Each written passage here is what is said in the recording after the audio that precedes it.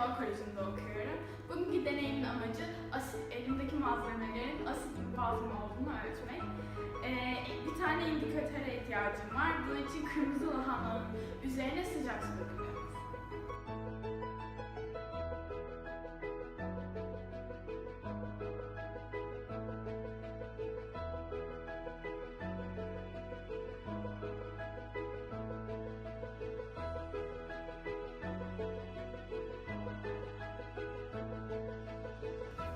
Şimdi indikatörümüz hazır olduğuna göre deney tüpleri içine eşit bir şekilde koyacağız.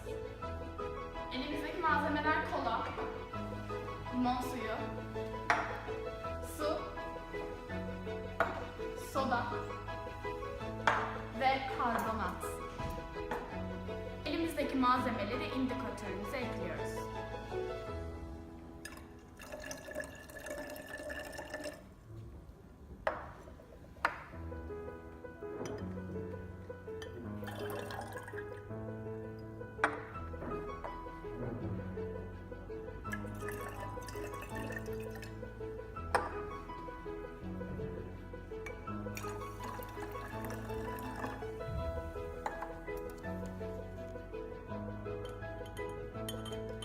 Bu elimde gördükleriniz asittir. Çünkü rengi kırmızı ve pembedir.